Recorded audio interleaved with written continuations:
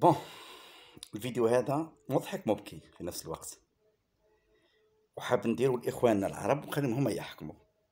ماشي مشكل، وإذا احنا رانا غالطين قولوا أنه الجزائريين هما اللي غالطين، وإذا كان العياشة عندهم الحق يتفضلوا، ماشي مشكل، وسنعترف لهم بالجميل. شوفوا كيفاش الخبث والغيرة نتاع العياشة كيفاش تخليهم يفكروا، إلى درجة أنه يقدر ينفي على أي شعب في البحر الأبيض المتوسط أنه عنده حضارة وعنده تاريخ بكل سهولة، وإلى درجة أنهم يجهلون حتى القاعدة الحضارية التي تقول بأن تعدد الحضارات على أي أرض من شأنه أن يحرك ثقافة تلك الشعوب وأن يغنيها.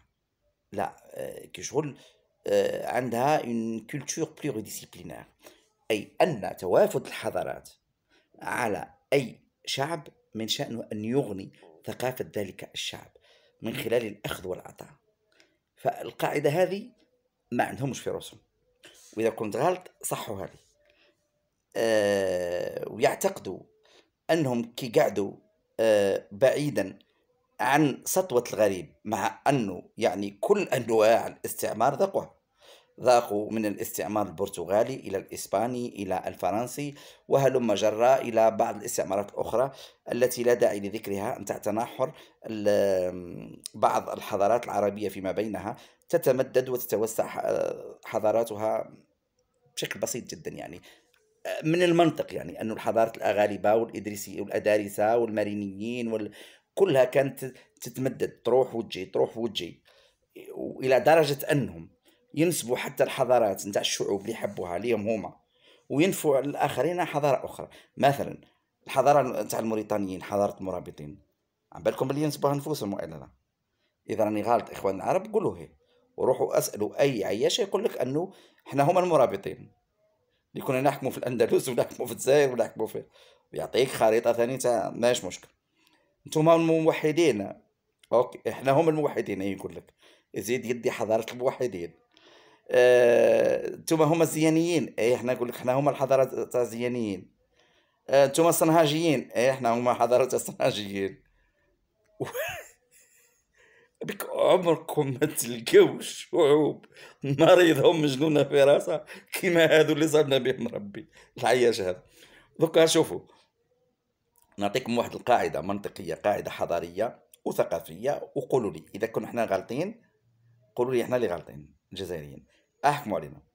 شوفوا، يقول لك جاء هذيك المرة كي جاء وزير الخارجية الأمريكية إلى الجزائر، قال أنه وقد كنا ندفع الإتاوة للبحرية الجزائرية التي كانت تسيطر على البحر الأبيض المتوسط. ربي يذكرك على خير الرئيس حميدو، فهمتني؟ وليد الجزائر ماهوش وليد اسطنبول على فكرة، ليزونسيال. وقال لك حبس هذيك، كانوا يدفعوا إلى الإمبراطورية العثمانية، معلش.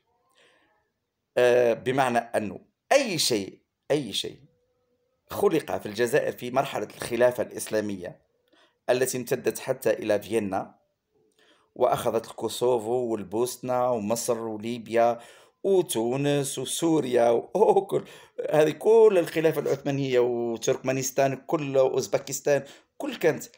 بمعنى أنه إذا كان إحنا أي شيء درناه في ذيك المرحلة تاع 3 قرون ونص لازم يكون تركي ماهوش جزائري. أوكي يا أخي، نتوما مع القضية الفلسطينية يا أخي كيما إحنا، كيما نتوما راكم تقولوا، مع أنكم ذبحتوها من لور، ما هيش مشكل. فلسطين كانت تحت حكم الخلافة الإسلامية العثمانية، كانت تحت حكم البريطانيين، وأصبحت تحت الاستعمار الإسرائيلي كما نعلم. هل هذا يعني أنه فلسطين كل هذه الحقبات المستعمرة فيها ما عندهاش حضارة وما عندهاش ثقافة؟ الشعب الفلسطيني ما عندوش، يا ويحك تقول ما عندوش، يا العياشي يا ويحك تقول. بمعنى أنه الثقافة تاع الفلسطينيين كل ما كانش، حضارة الفلسطينيين كل ما كانت، كاينة حضارة البريطانية وحضارة العثمانية والحضارة الإسرائيلية بين قوسين.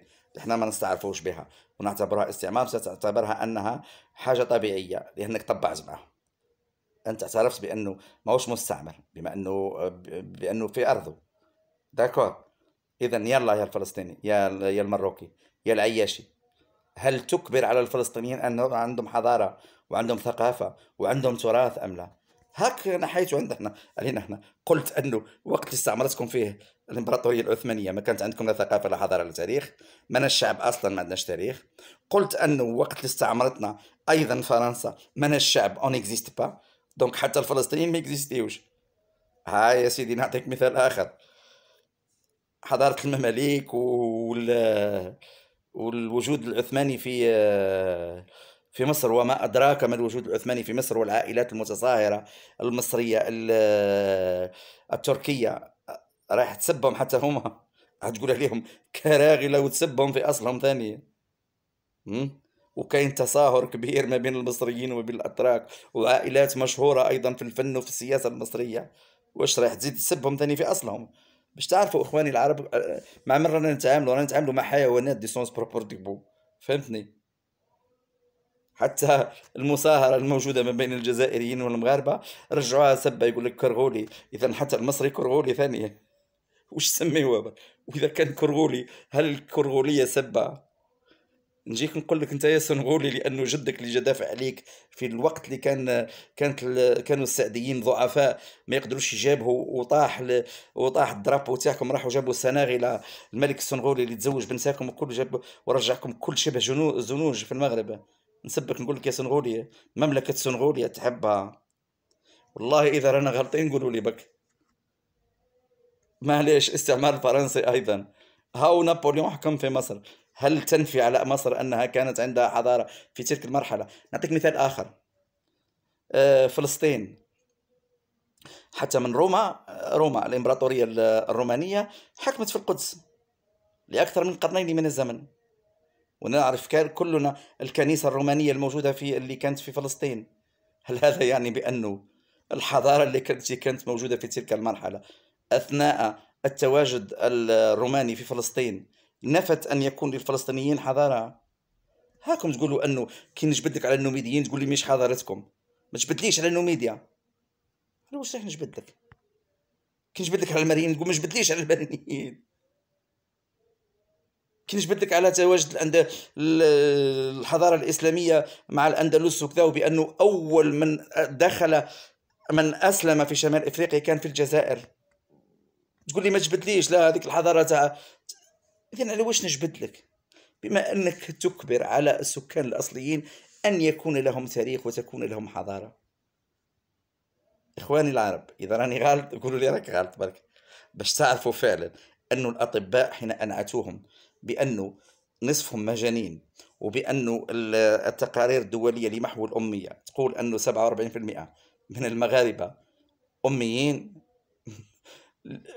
لم يبتعدوا، بل إنهم جاوروا الحقيقة، وإن لم تكن الحقيقة أكبر من هذا البؤس اللي راني نحكي به الآن. فهمتني؟ تحياتي لكم إخواني العرب، وتحياتي لإخواننا الجزائريين والعياشة. ربي يرجع لكم العقل برك، لأنكم فعلا مجانين دو سونس بروبر دو مو.